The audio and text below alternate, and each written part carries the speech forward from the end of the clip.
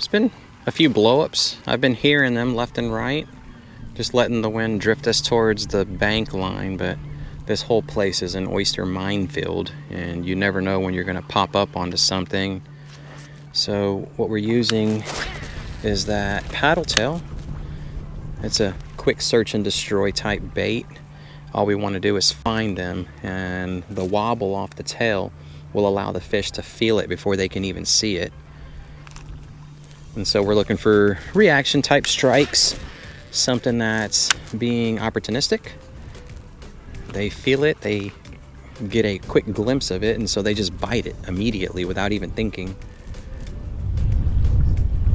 Alrighty, seen enough to know that this is not gonna work. So this was my plan on a previous trip in a different marsh system, and I took a Rapala little jerk bait for an ultralight, and I sawed off or filed off the bill that makes it dive down. So now it's just basically a glorified topwater twitch bait that does not dive down at all. So we're gonna use that, and hopefully they'll be able to see this thing and they'll go after it.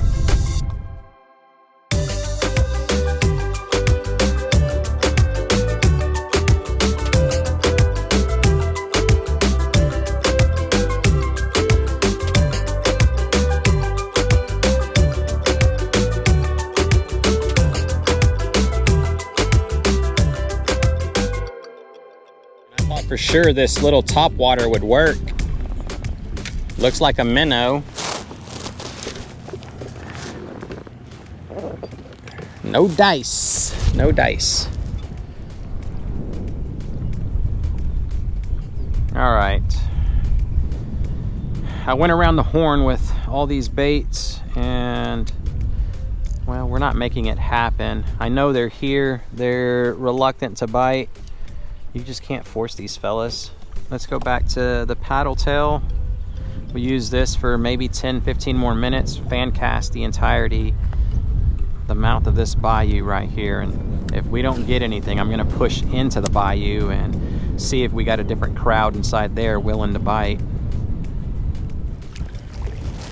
I want to cast parallel to the grass line, mainly what I want to do, because the wind is at our right, and when we cast, we'll be casting with it, so it's a lot easier to control and manage your line. Normally I'm not going to make a move like this whenever the fish are actively, not actively, but aggressively feeding, but I really need to just get myself in a good position. So that's right here. This truly is a chess match. They do not want to bite. And what we're going to do is just take this shrimp lure off. We're going to put on another one that it's worked in the past. I haven't caught anything off of it, but I mean, it's worth a shot. So let's get that one off and put it away so we don't waste it.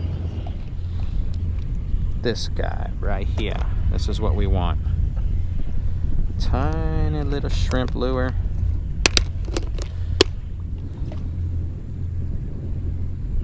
That right there is just a 4-twist fisherman knot. Let's get some water.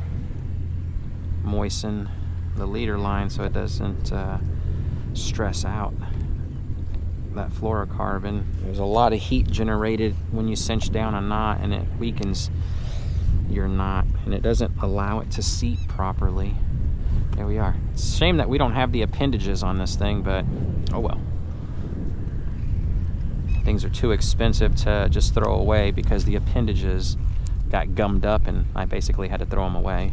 Or not throw them away, but take them off. Do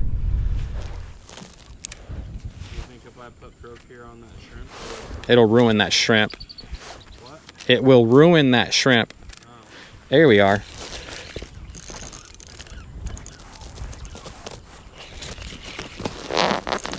Trying to get them away from your kayak. Oh! I was muscling him too hard. Yeah. pulled up my pole and you would have been fine. It's okay. Oh, you know what? My hook is bent.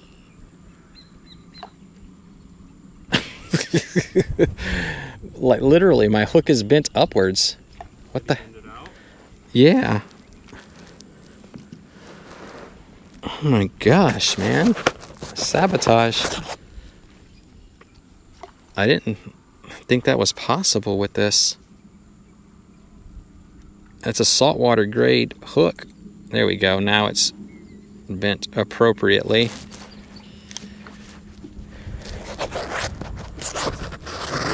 Well, it felt good to have them hooked momentarily. That would have accomplished my goal. And then we would have moved on to another one of catching a keeper. Oh well.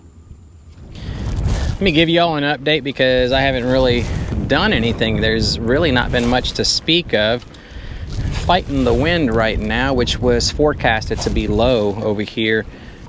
And that's how I choose my fishing places that I'm gonna go to. It's all dependent upon the wind, what it's gonna do, and I'll pick the portion of the coast that has the lowest winds, and that's why I'm here right now. But there hasn't been much to speak of. I'm seeing some blow-ups ever so often, which is why I'm coming back to the mouth, because that's where we were seeing like the bulk of the activity. There hasn't really been much of anything going on, so hopefully we'll be able to hook into something else again, but keep them on the line long enough to see what it is that we're catching. I'm gonna stake out right here before getting too far. Let's see what we can get, y'all. Let's see what we can get. All right, I'm gonna try to turn the motor on and see if I can get that to work. And if it does, then I'll push you.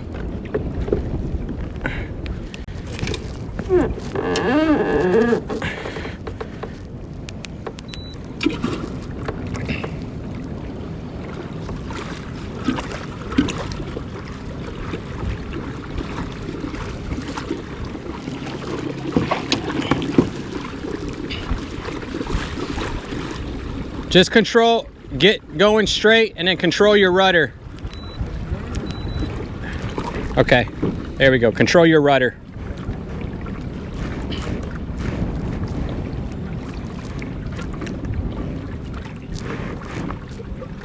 And this is what you can do in an autopilot.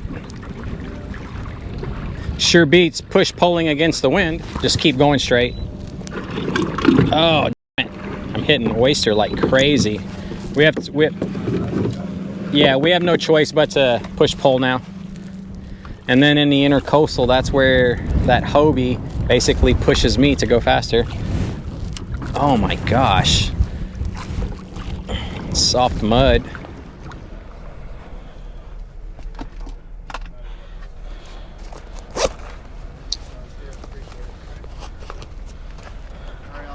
Good, how are you? Doing well. I work for Parks and Wildlife. I'm doing the boating survey today. MDLR class. Got some quick questions about your trip. Cool. About what time did y'all leave the ramp this morning? 6:30? No, 6. Very good. And what county are y'all from? Galveston?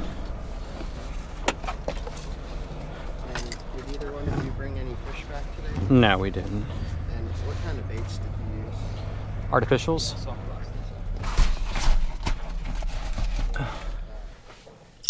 Got some sponsored gear, everyone. Watch out, girl. This blade is very sharp. Be careful.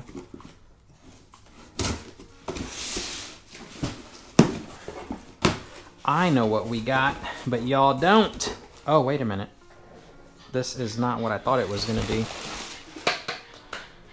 It's a fling cast net. This is gonna hopefully allow me to be able to start casting the net from the kayak. Goodness gracious, how do you open this dang thing? Is there a secret? My gosh, there we go. Oh my God. Okay, so we're probably not gonna store this back inside here. This is ridiculous. Good night. Oh yeah, this one's pretty light. in comparison to the cast net that I currently have. Oh, it's not lead weights. I thought it was gonna be lead weights. It's those fake ones. All right, we're not gonna judge a book by its cover. We will make an attempt to start casting this out there, but it's a 4-foot cast net that apparently you're gonna be able to just fling out there. So I got that for the kayak. And this is from Ego. So box number 2. This always helps to settle the sting of getting skunked when you go fishing. Box number 2, look at this. Here we go. Y'all have seen me use one that's the blue, but this guy is got a smaller footprint, so we'll be able to put this on my kayak now. And this actually floats, unlike the current net that I am using right now. It does not float. And let's see, yeah, the floating wade and kayak net. So this is gonna be nice to have a new net that actually floats. I don't know if this comes off. No, it doesn't. It's a fixed grip. But yeah, looking forward to being able to use this. Thank you, Ego, for sponsoring the channel with awesome gear. I'm gonna put that to some good use for sure.